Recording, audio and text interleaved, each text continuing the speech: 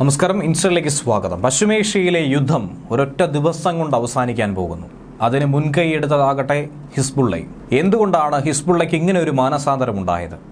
Iran ആകട്ടെ വലിയൊരു യുദ്ധത്തിന് കളമൊരുക്കുന്നതിനിടയിൽ എങ്ങനെയാണ് ഹിസ്ബുള്ള പിൻവലിഞ്ഞത്? ഇങ്ങനെയുള്ള സംശയങ്ങൾ തന്നെയാണ് ഉടലെടുക്കുന്നത്. പക്ഷേ അവിടെ കൃത്യമായി കളിച്ചതാകട്ടെ, തന്ത്രപരമായി പയറ്റിയതാകട്ടെ ഇസ്രയേൽ നയതന്ത്രം തന്നെയാണ്. ലബനൻ്റെ തന്നെ മിലിറ്റന്റ് ഗ്രൂപ്പായിട്ടുള്ള ഹിസ്ബുള്ള വെടിനിർത്തൽ സാഹചര്യങ്ങളൊക്കെ തന്നെ കൃത്യമായി വിലയിരുത്തുന്നു, അതിലേക്ക് നിർബന്ധിതരാകുന്നു എന്നാണ് ഇസ്രയേൽ പുറത്തുവിടുന്ന റിപ്പോർട്ട്. അമേരിക്കയുടെ കൂടി പിന്തുണയുള്ള ഒരു വെടിനിർത്തൽ നിർദ്ദേശം ഇസ്രയേൽ തന്നെ താൽക്കാലികമായി അംഗീകരിച്ചു കഴിഞ്ഞു. പക്ഷേ ഇതേക്കുറിച്ചുള്ള അന്തിമ കരാറിലേക്ക് എത്തിയോ ഇല്ലയോ എന്ന കാര്യത്തിൽ വ്യക്തമായ വിവരങ്ങളൊന്നും തന്നെ ഈ അവസരത്തിൽ നമുക്ക് ലഭ്യമാകുന്നില്ല. ഞായറാഴ്ച ഹിസ്ബുള്ളയുമായി ഇസ്രയേൽ പ്രധാനമന്ത്രി ബെഞ്ചമിൻ നെതന്യാഹു ഉന്നതതല ചർച്ചകൾ നടത്തിയതിന് പിന്നാലെയാണ് ഈ റിപ്പോർട്ട് വ്യാപകമായി തന്നെ പ്രചരിച്ചു കൊണ്ടിരിക്കുന്നത്. ഹിസ്ബുള്ളയുമായ ഒരു ചർച്ച, അതിലേക്ക് ഇസ്രയേൽ പ്രധാനമന്ത്രി തയ്യാറാകണമെങ്കിൽ ഇസ്രയേൽ മുന്നോട്ട് വച്ചിരിക്കുന്ന എല്ലാവിധ ഉപാധികളും അംഗീകരിച്ചിട്ടുണ്ടായിരിക്കും. ബന്ധി കൈമാറ്റം അടക്കം ഹമാസിനെ നിർബന്ധിതരാക്കാൻ, ഹമാസിനാണ് ഏറ്റവും അധികം ഈ യുദ്ധം അവസാനിക്കാൻ ഇപ്പോൾ നിലവിൽ താല്പര്യമുള്ളത്. അവരെ സംബന്ധിച്ച് അങ്ങനെ ഒരു തീരുമാനത്തിലേക്ക് എത്തുമ്പോൾ പൂർണ്ണമായും ഇത് പര്യവസാനിക്കുക തന്നെ ചെയ്യും. സംഘർഷം അവസാനിപ്പിക്കണമെന്ന കർശനമായ നിർദ്ദേശം നിലവിൽ അമേരിക്ക നൽകുകയാണ്. തിരഞ്ഞെടുപ്പും കഴിഞ്ഞു, അടുത്തതായി അധികാരത്തിൽ ട്രംപ് എത്തുന്നതിന് മുൻപ് ബൈഡന്റെ കയ്യൊപ്പെന്ന രീതിയിൽ ഇത് ഉറപ്പായും ചെയ്തിരിക്കണമെന്നുള്ള കട്ടായം പറഞ്ഞതിന് പിന്നാലെയാണ് ഇക്കാര്യം അംഗീകരിച്ചുവെന്ന് ഹിസ്ബുള്ളയും തൊട്ടു പിന്നാലെ അതിന് സമ്മതം മൂളി നെതന്യാഹുവും രംഗത്ത് വരുന്നതായിട്ടുള്ള സൂചന വ്യക്തമാകുന്നത്. കഴിഞ്ഞ ആഴ്ച തന്നെ ലബനനും ഹിസ്ബുള്ളയും ഇതിനുള്ള കരാറിന് സമ്മതിച്ചു എന്നുള്ള വിവരമാണ് ലഭ്യമാകുന്നത്. നമുക്കറിയാവുന്നതാണ്, ലബനൻ താൽക്കാലിക പ്രസിഡന്റ് മിക്കാറ്റി ആകട്ടെ അമേരിക്കയെ എത്തി കൃത്യമായി കണ്ട് കാര്യങ്ങൾ അവതരിപ്പിച്ചിട്ടുണ്ടായിരുന്നു. തങ്ങൾ സമാധാനം ആഗ്രഹിക്കുന്നുവെന്നും ഹിസ്ബുള്ളയെ പിടിച്ചു കെട്ടാനുള്ള എല്ലാവിധ നിബന്ധനകളും തങ്ങൾ അംഗീകരിക്കാമെന്നും ഒക്കെ തന്നെ വ്യക്തമാക്കിയതാണ്. ഹിസ്ബുള്ളയുടെ അവതാഴിയിലെ അവസാന അമ്പും പ്രയോഗിക്കുന്നതുവരെ ഈ യുദ്ധം നീണ്ടുപോയി കഴിഞ്ഞാൽ അവസാനം തങ്ങളുടെ അന്ത്യം തന്നെ ആയിരിക്കുമെന്ന കൃത്യമായ തിരിച്ചറിവ് ഹിസ്ബുള്ളയ്ക്കുണ്ട്. അതുകൊണ്ട് തന്നെയാണ് ഹിസ്ബുള്ളയും ഒരു ദിവസം നേരത്തെ ഇത് അവസാനിപ്പിക്കണമെന്ന് ആഗ്രഹിക്കുന്നത്. ഇത് യാഥാർത്ഥ്യമാകുന്നതിന് രണ്ട് പക്ഷവും അന്തിമമായ ഒരു സമ്മതം മൂളേണ്ട സാഹചര്യം കൂടിയുണ്ട്. ബൈറൂട്ടിലെ ഹിസ്ബുള്ള കമാൻഡ് സെന്ററുകളിൽ ഇസ്രയേൽ സൈന്യം ആക്രമണം നടത്തിയതിന് പകരമായി ഹിസ്ബുള്ള ഇസ്രയേലിൽ ഏറ്റവും വലിയൊരു റോക്കറ്റ് ആക്രമണം തന്നെയാണ് നടത്തിയത്. അതേസമയം ഇസ്രയേൽ ഹിസ്ബുള്ള ചർച്ചയുമായി ബന്ധപ്പെട്ട് പരസ്പര വിരുദ്ധമായ പല റിപ്പോർട്ടും പുറത്തു വരുന്നു. ഇസ്രയേലും ഹിസ്ബുള്ളയും വെടിനിർത്തലുമായി ബന്ധപ്പെട്ട അന്തിമ കരാറിലേക്ക് അടുത്തിട്ടില്ല എന്നാണ് ഇസ്രയേലി മാധ്യമങ്ങൾ പറയുന്നത്. സമാധാന ചർച്ചകൾ നടന്നുകൊണ്ടിരിക്കുന്നതിനിടയിൽ ഞായറാഴ്ച ഹിസ്ബുള്ള 250-ലധികം റോക്കറ്റുകളും ഡ്രോണുകളും ഒക്കെ തന്നെയാണ് പായിച്ചത്. ഇതൊക്കെ ഇസ്രയേലിനെ പ്രകോപിപ്പിക്കാനുള്ള ഒരു നീക്കമായി തന്നെയാണ് നോക്കിക്കാണുന്നത്. അവസാന സമയം വരെയും തങ്ങൾ ശക്തമായി പോരാടുന്നുവെന്നൊരു ചിത്രം പശ്ചിമേഷ്യയിൽ മുഴുവനായി നിലനിർത്താനും അതോടൊപ്പം അകത്ത് നടത്തുന്ന പല ചർച്ചകളിലൂടെയും ഇത് അവസാനിപ്പിക്കാനുള്ളൊരു നീക്കങ്ങളും തന്നെയാണ് ഹിസ്ബുള്ള തന്ത്രപരമായി മനസ്സിൽ കണ്ടിരിക്കുന്നത്. പക്ഷേ ഇതിനെയൊന്നും വലിയ കാര്യമായി ഇസ്രയേൽ നോക്കിക്കാണുന്നില്ല എന്നുള്ളതാണ് യാഥാർത്ഥ്യം. ഡ്രോണുകളും മറ്റുമായി വടക്കൻ മധ്യ ഇസ്രയേലിലേക്ക് പ്രയോഗിക്കുന്ന ഒരു സാഹചര്യവും ഉണ്ടായിരുന്നു. ഇതിൽ വലിയ നാശനഷ്ടങ്ങൾ ഉണ്ടായി എന്ന വിവരവും ലഭ്യമാകുന്നു. തുടർച്ചയായ ഈ വ്യോമാക്രമണങ്ങളിലൂടെ ബെയ്റൂട്ടിലെ ഹിസ്ബുള്ള ലക്ഷ്യസ്ഥാനങ്ങളൊക്കെ തന്നെ ആക്രമിച്ചുകൊണ്ടാണ് വലിയ തിരിച്ചടിയായി ഇസ്രയേൽ മുന്നിട്ടിറങ്ങിയിരിക്കുന്നത്. എന്നാൽ മറുഭാഗത്ത് ഹമാസിനും ഹിസ്ബുള്ളയ്ക്കുമെതിരെ ശക്തമായ ആക്രമണത്തിൽ ഒരു തരത്തിലും വിട്ടുവീഴ്ച ഇസ്രയേൽ നടത്തുന്നില്ല എന്നുള്ളതിൻ്റെ വ്യക്തമായ ധാരണ നമുക്ക് ലഭ്യമാകുന്നുണ്ട്. ഒരടി പോലും തങ്ങൾ ഒരു നിമിഷം പോലും പിന്നോട്ട് വയ്ക്കില്ല എന്നും ബെയ്റൂട്ടിൽ കഴിഞ്ഞ ദിവസം നടത്തിയ ആക്രമണത്തിലെ ഹിസ്ബുള്ള തലവനെ വകവരുത്തിയതൊക്കെ തന്നെ അതിൻ്റെ കൃത്യമായ സൂചനയാണെന്നും അവർ എടുത്തു പറയുന്നുണ്ട്. പലയിടങ്ങളിലായി ഇസ്രയേൽ നടത്തിയ ഈ ആക്രമണങ്ങളിൽ നിരവധി ഹിസ്ബുള്ള നേതാക്കളും ഹിസ്ബുള്ളയുടെ കമാൻഡർമാരും ഇനി വരാനിരിക്കുന്ന പിൻഗാമികളും ഒക്കെ തന്നെ കൊല്ലപ്പെട്ടു എന്നുള്ളതാണ് ഹിസ്ബുള്ളയെ സംബന്ധിച്ച് ഏറ്റവും അധികം തിരിച്ചടിയായി മാറിയത്. അതിന് ഈ ഒരു വർഷം നീണ്ടു നിൽക്കുന്ന ഈ യുദ്ധം ഒന്നും തന്നെ വേണ്ടി വന്നില്ല എന്നുള്ളതാണ് യാഥാർത്ഥ്യം. കാരണം ഈ ഒരു വർഷത്തിനിടയിൽ കേവലം 3 മാസക്കാലം ഹിസ്ബുള്ളയുമായി പോര് ഘടിപ്പിച്ചപ്പോൾ, ഹിസ്ബുള്ളയ്ക്ക് മറുപടി നൽകണമെന്ന് തീരുമാനിച്ചപ്പോൾ ഒരു നിര നേതാക്കളുടെ തല തന്നെയാണ് തറയിൽ ഉരുണ്ടത്. ഏകദേശം ഒരു വർഷക്കാലമായി നീണ്ടു നിൽക്കുന്ന ഈ പോരാട്ടം സെപ്റ്റംബറിൽ സമ്പൂർണ്ണ യുദ്ധത്തിലേക്ക് കടന്നു. അതിനുശേഷം പിന്നീട് അങ്ങോട്ട് കണ്ടതാകട്ടെ വലിയ തോതിലുള്ള അതിശക്തമായ ആക്രമണ പരമ്പര തന്നെയായിരുന്നു. ലബനീസ് ആരോഗ്യ മന്ത്രാലയം പുറത്തുവിട്ട കണക്കനുസരിച്ച് സെപ്റ്റംബറിൽ യുദ്ധം മുറുകിയതിനു ശേഷം മാത്രം ഏകദേശം 3000-ലധികം ആളുകളാണ് ലബനനിലെ ഇസ്രയേൽ ആക്രമണത്തിൽ കൊല്ലപ്പെട്ടത്. വളരെ പ്രിസൈസ് ആയിട്ടുള്ള, ആക്യുറേറ്റ് ആയിട്ടുള്ള ആക്രമണം നടത്തി പരമാവധി സിവിലിയൻ കാഷ്വാലിറ്റീസ് കൊണ്ടുപോകാനായി ശ്രമിച്ചിട്ട് പോലും ഇത്രയധികം ആക്രമണ പരമ്പരയിൽ ഇത്രയധികം ആഘാതമുണ്ടായി എങ്കിൽ ശരിക്കും ഹിസ്ബുള്ളയുടെ ഭാഗത്തു നിന്നുമുണ്ടായ നഷ്ടത്തിന്റെ കണക്ക് തന്നെയാണ് ഇന്ന് ലോകം വിലയിരുത്തിക്കൊണ്ടിരിക്കുന്നത്.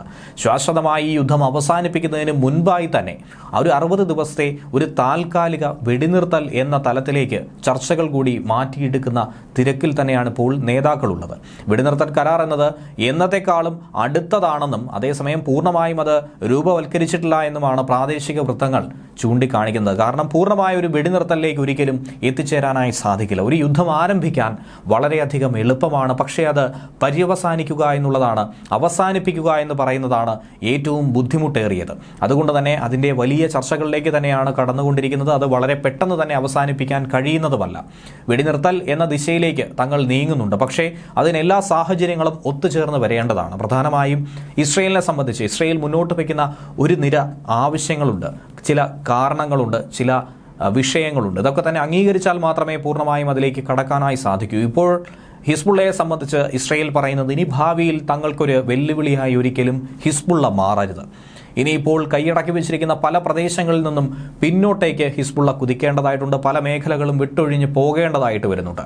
അവിടെ ഒരു താൽക്കാലിക ബൗണ്ടറി ലൈൻ കൂടി നിശ്ചയിക്കേണ്ടതായി വരും. അതിനു വേണ്ടിയിട്ടുള്ള എല്ലാവിധ നിർദ്ദേശങ്ങളും ഇസ്രയേൽ മുന്നോട്ട് വയ്ക്കും. അത് അംഗീകരിച്ചുകൊണ്ട് ലെബനീസ് സർക്കാർ മുന്നോട്ട് പോവുകയാണെങ്കിൽ ഹിസ്ബുള്ളയെ പിടിച്ചുകെട്ടാനായി ലെബനുള്ളിൽ തന്നെ ഒരു വലിയ ശക്തി ഉണ്ടാകുമെന്ന തിരിച്ചറിവ് ഇസ്രയേലിനുണ്ട്. ഇനി ഹമാസിനെ സംബന്ധിച്ച് പറയുകയാണെങ്കിൽ പൂർണ്ണമായ ബന്ദി കൈമാറ്റത്തിലല്ലാതെ മറ്റൊരു നീക്കത്തിനും തങ്ങൾ തയ്യാറല്ല എന്ന് വ്യക്തമായി പറയുന്നു. ഇനി ഒരടി പോലും തങ്ങൾ പിന്നോട്ട് വയ്ക്കാൻ സാഹചര്യമില്ല. വെടിനിർത്തൽ എന്നുള്ളത് ഒരൊറ്റയടിക്ക് അവസാനിപ്പിക്കാൻ സാധിക്കും, പക്ഷേ ആ ഒരു സാഹചര്യത്തിൽ തന്നെ പൂർണ്ണമായ ബന്ദി കൈമാറ്റം സാധ്യമായിരിക്കണം. അതുകൂടാതെ ഗാസയിലെ പല മേഖലകളിലെ അധീനതയും അവകാശവും ഒക്കെ തന്നെ ഇസ്രയേൽ കൈകടത്തുമെന്ന കാര്യത്തിലും ഒരു സംശയവുമില്ല. പ്രധാനമന്ത്രി ബെഞ്ചമിൻ നെതന്യാഹുവിന്റെ വക്താവ് തന്നെയാണ് ഇക്കാര്യം തുറന്നിപ്പോൾ ലോകത്തോടുകൂടി പറഞ്ഞിരിക്കുന്നത്. ഇസ്രയേലിലെ ഹമാസ് ആക്രമണത്തെ പിന്തുണച്ചുകൊണ്ടാണ് ഹിസ്ബുള്ള ഇസ്രയേലിനെതിരായിട്ടുള്ള ശക്തമായ ആക്രമണം തുടങ്ങിയത്. മാസങ്ങളോളം നീണ്ടുനിന്ന അതിർത്തി സംഘർഷങ്ങൾക്കൊടുവിൽ സെപ്റ്റംബർ ഒരു പകുതിയോടുകൂടിയാണ് ലെബനനിലേക്ക് ഇസ്രയേൽ ശക്തമായ ആക്രമണം തുടങ്ങിയത്. ആദ്യം വ്യോമാക്രമണത്തിലൂടെ വലിയ പ്രഹരം നൽകിയെങ്കിൽ തൊട്ടു പിന്നാലെ പതിയെ കരയുദ്ധം ആരംഭിച്ച് പല മേഖലകളും പിടിച്ചടക്കി ലെബനൻ ആയുധങ്ങളും ആയുധപ്പുരകളും ഒക്കെ തന്നെ കാലിയാക്കി മുന്നോട്ട് നീങ്ങുകയാണ് ചെയ്തിട്ടുണ്ടായിരുന്നത്. അതിനുശേഷം കരയുദ്ധം അതിഭീകരമായി മുന്നോട്ട് നീങ്ങിയപ്പോഴാണ് ഹിസ്ബുള്ള മറ്റ് നിവൃത്തിയൊന്നും തന്നെ ഇല്ലാതെ തങ്ങളുടെ പക്കലുള്ള എല്ലാ മാരകായുധങ്ങളും എടുത്ത് പ്രയോഗിക്കാനായി തുടങ്ങിയത്. പല തവണയായി ഹിസ്ബുള്ളയുടെ ഡ്രോണുകൾ നെതന്യാഹുവിന്റെ വസതിക്ക് സമീപം വരെ എത്തിയ ഒരു സാഹചര്യം ഉണ്ടായതും യുദ്ധത്തെ ഏറ്റവും അധികം സങ്കീർണ ഘട്ടത്തിലേക്ക് നയിച്ചു എന്നുള്ളതാണ് യാഥാർത്ഥ്യം. ഹിസ്ബുള്ളയുടെ സ്ഥാപക നേതാക്കളിൽ ഒരാളായിട്ടുള്ള ഹസൻ നസ്രല്ല ഉൾപ്പെടെയുള്ള ഹിസ്ബുള്ള നേതാക്കളെ കൊലപ്പെടുത്താൻ ഇസ്രയേലിന് ഇതിലൂടെ സാധിച്ചിട്ടുണ്ടായിരുന്നു. ഈ സാഹചര്യത്തിൽ കൂടി ഇസ്രയേലിനെ ലക്ഷ്യമിട്ടുകൊണ്ട് ലെബനിൽ നിന്നുള്ള റോക്കറ്റ് ആക്രമണം നടന്നൊരു വാർത്തയും പുറത്തു വരുന്നുണ്ട്. 6 റോക്കറ്റുകൾ എത്തിയെന്നാണ് ഇസ്രയേൽ പ്രതിരോധ സേനയും വ്യക്തമാക്കുന്നത്. സെൻട്രൽ ഇസ്രയേലിലേക്ക് തന്നെയായിരുന്നു, ടെൽ അവീവിനെ ഒക്കെ തന്നെ ലക്ഷ്യമിട്ടുകൊണ്ടായിരുന്നു ഈ ആക്രമണം. നേരത്തെയും ടെൽ അവീവിനെ ലക്ഷ്യമിട്ടുകൊണ്ട് അവിടുത്തെ ബഹുനില കെട്ടിടത്തെ ആക്രമിക്കാനുള്ളൊരു നീക്കം ഹിസ്ബുള്ള നടത്തിയിരുന്നു. അതിനെ ശക്തമായി പ്രതിരോധിക്കാൻ ഇസ്രയേലും ശ്രമിച്ചിട്ടുണ്ടായിരുന്നു. ഇന്ന് നടത്തിയ ആക്രമണത്തിൽ 5 റോക്കറ്റുകളെ പ്രതിരോധിച്ചു, 1 മൈതാനത്ത് പതിച്ചു എന്നുകൂടിയാണ് ഇസ്രയേൽ പ്രതിരോധ സേന വ്യക്തമാക്കുന്നത്. ഈ ആക്രമണങ്ങളിലൊന്നും തന്നെ സാധാരണ ജനങ്ങൾക്ക് പരിക്കേറ്റതായുള്ള വിവരം ലഭ്യമാകുന്നില്ല. ജനങ്ങൾക്ക് മുൻകൂട്ടി തന്നെ സൈറണുകൾ ഒക്കെ തന്നെ മുഴക്കിയിരുന്നു, ആ വിവരം നൽകിയിരുന്നു. അതനുസരിച്ചുകൊണ്ട് ജനങ്ങളൊക്കെ തന്നെ സുരക്ഷിത കേന്ദ്രങ്ങളിലേക്ക് മാറിയെന്നാണ് ഇസ്രയേൽ സേനയും പറയുന്നത്. ഈ റോക്കറ്റ് ആക്രമണത്തിൽ വടക്കൻ ടെല്ലവീവിലെ നെതന്യ, ഹെർസ്ലിയ എന്നിവിടങ്ങളിൽ സൈറൺ മുഴക്കിയിരുന്നു. ഒട്ടനവധി ഡ്രോണുകളും ഇസ്രയേലിനെ ലക്ഷ്യമിട്ട് പാഞ്ഞെടുത്തുവെന്നാണ് മനസ്സിലാക്കാൻ കഴിയുന്നത്. പ്രധാനമായും ഗലീലി മേഖലയായിരുന്നു ലക്ഷ്യം. ഡ്രോൺ ആക്രമണം ആ രീതിയിൽ തന്നെയാണ് കനപ്പിച്ചത്. ഡ്രോണുകളെ കൂടുതലായി ഉപയോഗിക്കുന്നതിന്റെ ഒരു കാരണമെന്ന് പറയുന്നത് ഒരു 100 ഡ്രോണുകൾ തൊടുത്തുവിട്ടാൽ അതിൽ 99 എണ്ണത്തെയും ഇസ്രയേലിന് ഫലപ്രദമായി വെടിവെച്ചിടാൻ കഴിഞ്ഞാലും ഒരൊറ്റ ഡ്രോൺ മതി ഹിസ്ബുള്ള ഉദ്ദേശിക്കുന്ന ലക്ഷ്യം നിറവേറ്റാനായി. അതുകൊണ്ട് തന്നെയാണ് വളരെ ചിലവ് കുറഞ്ഞതുമെന്നാൽ കൂടുതൽ ആക്രമണങ്ങൾ ഇസ്രയേലിന് നേരെ ഉണ്ടായി എന്നുള്ള റിപ്പോർട്ടും ഇക്കൂട്ടത്തിൽ തന്നെ പുറത്തുവരികയാണ്. വെടിനിർത്തൽ ചർച്ചകൾക്ക് ശ്രമം നടക്കുന്നതിനിടയിൽ തന്നെയാണ് ഹിസ്ബുള്ളയെ ലക്ഷ്യമിട്ടുകൊണ്ട് ലെബനനിൽ ഇസ്രയേൽ ശക്തമായ ആക്രമണവുമായി മുന്നോട്ട് നീങ്ങുന്നത്. ശനിയാഴ്ച ഇസ്രയേൽ വ്യോമാക്രമണത്തിൽ 8 നില കെട്ടിടം പൂർണ്ണമായും തകർന്ന് തരിപ്പണമായി 11 പേർ കൊല്ലപ്പെടുകയും 33 പേർക്ക് പരിക്ക് സംഭവിക്കുകയും ചെയ്തുവെന്നാണ് ആരോഗ്യവകുപ്പ് ഉദ്യോഗസ്ഥർ പുറത്തുവിട്ടുകൊണ്ടിരിക്കുന്നത്. ഹിസ്ബുള്ളയുടെ ചാനലും ഇക്കാര്യം റിപ്പോർട്ട് ചെയ്ത് കഴിഞ്ഞിരിക്കുന്നു. പുലർച്ചെ 4 മണിക്കാണ് 5 മിസൈലുകൾ തലസ്ഥാനമായിട്ടുള്ള ബെയ്റൂത്തിലെ ബാസ്തയിലുള്ള അൽ മാമൂൻ തെരുവിലേക്ക് ശക്തമായ രീതിയിൽ പാഞ്ഞിറങ്ങിയതും കെട്ടിടം തകർന്ന ഭാഗത്ത് ആക്രമണത്തെ തുടർന്ന് വലിയൊരു ഗർത്തം തന്നെയാണ് രൂപപ്പെട്ടത്. അതിലൂടെ തന്നെ ഈ റോക്കറ്റുകളുടെ പ്രഹരശേഷി എത്രത്തോളം എന്നുള്ളത് ഏവരും ചർച്ച ചെയ്തുകൊണ്ടിരിക്കുകയാണ്. തൊട്ടടുത്തുണ്ടായിരുന്ന കെട്ടിടങ്ങൾക്ക് കാര്യമായ നാശനഷ്ടമുണ്ടായി എന്നുള്ള ദൃശ്യങ്ങളും ഈ ചാനൽ തന്നെ പുറത്തുവിടുകയും ചെയ്തിരുന്നു. അതിഭീകരമായ ആക്രമണം ഇനിയും നടത്താൻ തങ്ങൾ മടിക്കില്ല എന്നുള്ള മുന്നറിയിപ്പ് ഹിസ്ബുള്ളയ്ക്ക് ഇതിനോടകം തന്നെ IDF നൽകി കഴിഞ്ഞിട്ടുണ്ട്. ഒരു മുന്നറിയിപ്പുമില്ലാതെയായിരുന്നു ഈ മിസൈൽ ആക്രമണമെന്നാണ് ഹിസ്ബുള്ളയുടെ ആരോപണം.